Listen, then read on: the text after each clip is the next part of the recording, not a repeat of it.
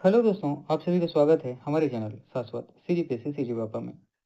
आज से हमारी डेली करेंट अफेयर्स की क्लासेस कंटिन्यू चालू होने वाली है ना। और हमारी क्लासेस जो है आपके जो एसएससी एग्ज़ाम और रेलवे एग्ज़ाम है उनके लिए क्या है, एकदम ब्रह्मास्त्र है। यहाँ से आपको उससे ज़्यादा पढ़ने की ज़रूरत नहीं है, ठीक है। और जितने भी वनडे एग्ज़ाम होते हैं उन सभी एग्ज़ाम के लिए हमारी क्लासेस जो है क्या है, बहुत ही आपको फ्रूटफुल देखने को मिलेगा, ठीक है। तो चलिए, टाइम वेस्ट नहीं करते हैं और डायरेक्ट जो इंपॉर्टेंट चीज़ें हैं उसके बारे में डिस्कस करते हैं। सबसे पहले तो ये देखना है कि राष्ट्रीय डेंगू दिवस ये कब मनाया जाता है, तो 16 मई को, ठीक है। कब, तो 16 मई को। और डेंगू जो है एक याद रखिएगा, ये एक वायरल इन्फेक्शन है, क्या है, तो वायरल बीमारी है। और ये एडीज मच्छर के काटने से होता है। मच्छर का नाम याद रखना है, कौन सा, तो एडीज, ठीक है। इतनी चीजें क्लियर हुई, इससे ज्यादा इंपॉर्टेंट यहाँ और कुछ भी नहीं है, ठीक है। अगला देखिएगा, तो ये अब है ना, अगला जो इंपॉर्टेंट न्यूज है ये आपका है, ठीक है। जो फॉरेस्ट है, जो जंगल है ना, उसके जो एरिया है, ठीक है, और जो ट्री जो कवर करता है उसके एरिया से रिलेटेड है, ठीक है। तो भारत जो है यहाँ पे कौन सा, तो 9वें स्थान पे है। किसमें, तो अंतर्राष्ट्रीय स्तर पर, है ना। विश्व स्तर पर भारत जो है 9वें स्थान पे पहुंच गया है। किस टर्म्स में, तो याद रखिएगा, जो हमारा कुल जंगल का जो एरिया है, ठीक है, और जो पेड़ पौधे हैं वो कितना, तो 25.17% जो है टोटल एरिया क्या करते हैं, कवर करते हैं। याद रखना इंपॉर्टेंट क्या है, भारत का पोजीशन वर्ल्ड वाइड कितना है, 9वें स्थान पे है। किस मामले में, जो फॉरेस्ट एरिया है, जो जंगल है, जो पेड़ पौधे, वो कितना, तो पूरे टोटल एरिया का 1.7% क्या करते हैं, कवर करते हैं, ठीक है। चलिए आगे बढ़ते हैं, ठीक है। देखिएगा, ये आपका अगला है, तो अंतर्राष्ट्रीय प्रकाश दिवस ये कब मनाया जाता है, तो याद रखिएगा 16 मई को, ठीक है। इंटरनेशनल डे ऑफ लाइट कब, तो 16 मई को। और ये के वैज्ञानिक और अभिनेता है जिनका नाम क्या है, थियोडर मेनन, है ना। इनके द्वारा 1960 में लेजर के पहले सफल क्या किया था, इन्होंने संचालन किया था, उसकी याद में मनाया जाता है। तो अंतर्राष्ट्रीय प्रकाश दिवस कब, तो 16 मई को।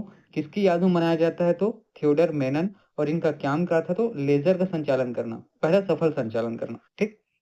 इतनी चीजें क्लियर है। अगला देखिए, ये डेंगू वाला है ना, 16 मई को, ये मैंने पहले बता दिया था। हाँ, अब यहाँ पे इसमें डिस्कस करते हैं, देखिएगा। तो यहाँ पर मनेन्द्रगढ़ ये आपको याद रखना है। तो मनेन्द्रगढ़ में एक ग्राम का नाम कौन सा है, लाई। यहाँ पर आपको क्या देखने को मिलता है, यहाँ पर आपको देखने को मिलता है, ये जो अमृत धारा झरना है वो, है ना। यहाँ पे जो मैंने क्या बताया, अमृत धारा जो झरना है, ये आपको कहाँ देखने को मिलता है, तो मनेन्द्रगढ़ में, ठीक है। तो मनेन्द्रगढ़ तहसील के ग्राम लाई के समीप यह क्या है, तो स्थित है। और ये अमृत धारा जो झरना है कहाँ देखने, किस पर देखने को मिलता है, तो हसदेव नदी पर। किस पर स्थित है, तो हसदेव नदी पर है। ये 90 फीट ऊंचा और 15 फीट क्या है, तो चौड़ा है। और इसके आसपास में 5वीं अनुसूची के अंतर्गत आने वाले, है ना, निवासरत है, जैसे जाति आपको याद, जनजातियां आपको याद रखनी है।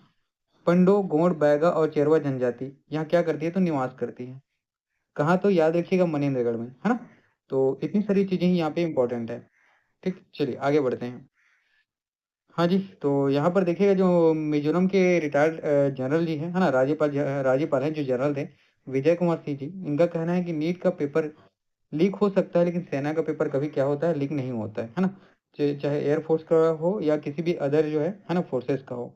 हमने ऐसा सिस्टम बनाया है जो पूरी तरीके से क्या है, निष्पक्ष है, ठीक है। तो भविष्य में आपको अगर पेपर, है ना, लीक की समस्या से बचना है, तो पेपर को आपको, जो नीट का पेपर है उसके लिए आपको, है ना, सेना के द्वारा भर्ती कराना पड़ सकता है, ठीक है। चलिए, ये देखिएगा, ये ज़्यादा इंपॉर्टेंट है कि 1 जुलाई 2026 से याद रखना है, कक्षा 9वीं के सभी छात्राओं को 30 नहीं, तीन तीन जो है लैंग्वेज, है ना, 3 भाषा पढ़ना क्या होगा, तो जरूरी होगा। ये कब से लागू होगा, तो 1 जुलाई से। याद रखिएगा, 1 जुलाई 2026 से कक्षा 9वीं में पढ़ने वाले जितने भी स्टूडेंट हैं सभी को 3 भाषाओं में क्या करना होगा, पढ़ना जरूरी होगा। और कक्षा 10वीं में, है ना, तीसरी भाषा का बोर्ड एग्जाम नहीं होगा, ये आपको याद रखना है। और कम से कम 2 भाषा जो है प्रत्येक भारतीय को आना चाहिए, ऐसा इसमें बोला गया है, ठीक है। तो देखिएगा, तो ये एनईपी 2020 और एनसीएफ ऐसी 2023 के अनुसार है। आपको 3 जो भाषाएं हैं वो याद होनी चाहिए, और 2 कम से कम क्या होनी चाहिए, आनी चाहिए, ठीक है। बस इतनी चीजें याद रखना है यहाँ पे। ये पूरा, 1 मिनट, है ना, मैं इसको बड़ा करता हूँ, देखिएगा। अभी हमारे प्रधानमंत्री मोदी जी जो है ना, विदेश यात्रा पे गए हैं, तो विदेश यात्रा के क्रम में ये कहाँ गए हैं, नीदरलैंड गए हुए हैं, ठीक है। तो इस पूरे स्ट्रक्चर को पढ़ लेना, सभी की सभी चीजें क्या है, इंपॉर्टेंट है, और आपके पेपर में है यहाँ पर ठीक है, प्रश्न आपको यहाँ से देखने को मिलेंगे। ठीक, हाँ, ये न्यू डेवलपमेंट है, तो यहाँ पर आपको याद रखना है एक स्टेट के बारे में जिनका नाम क्या है, तो आंध्र प्रदेश है। इन्होंने क्या है तो इनिशिएटिव दे रहे हैं, है ना, कैश, डायरेक्ट कैश दे रहे हैं। किसके लिए, तो याद रखिएगा, किसी का अगर तीसरा बच्चा होता है तो उसको 30,000 रुपये, और किसी का चौथा बच्चा होता है तो उसको 40,000 रुपये। ठीक है, इतनी चीजें याद रखना। देखिएगा, पहले जो चांदी आता था, है ना, चांदी का हम लोग क्या तो आयात करते थे। ठीक है, उसमें उसके जो नीति है, पॉलिसी है, उसमें क्या तो बदलाव किया गया। पहले चांदी क्या होता था, भारत आता था तो आयात उसका लगभग फ्री था, अब इसको क्या तो रिस्ट्रिक्टेड कर दिया गया है।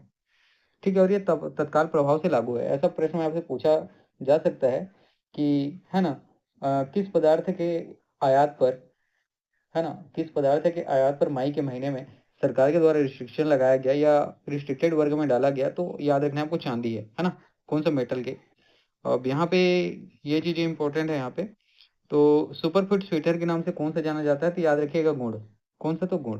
भारत के बारे में याद रखिए कि दुनिया का 70% से ज्यादा गुड़ का उत्पादन कहाँ होता है, तो वो हम भारत वाले करते हैं। ठीक है, भारत वाले करते हैं। और देश के गन्ने का जितना उत्पादन होता है, उसके कुल उत्पादन का 20 से 30% हिस्सा जो है क्या तो गुड़ बनाने में काम आता है। और इस क्षेत्र में 25 लाख ग्रामीण लोगों की या तो जीवन चलती आजीविका चली हुई है ना। बस इतनी चीज याद रखना कि दुनिया के 70% से ज्यादा गुड़ का उत्पादन भारत में होता है। और जितना गन्ना हम उगाते हैं उससे 20 से 30% गन्ने के इस्तेमाल लोग किसके लिए करते हैं, तो गुड़ बनाने के लिए करते हैं। चलिए ठीक है, आज का क्लास इतना ही। इन सारी चीजों को आप पढ़ेंगे, रिवीजन करते रहिए। और आप रेलवे एसएससी का अगर एग्जाम देते होंगे तो उसके लिए इतना, ठीक है, मैं जितना कराऊंगा उतना, 4-5 महीने का जो डेट रहता है एग्जाम के पहले का, जो 4-5 महीने ज्यादा पूछा जाता है, उतना पर्याप्त रहेगा। ठीक है, उससे ज्यादा पढ़ने की जरूरत नहीं पड़ेगी। चलिए ठीक है, आज की क्लास इतना ही।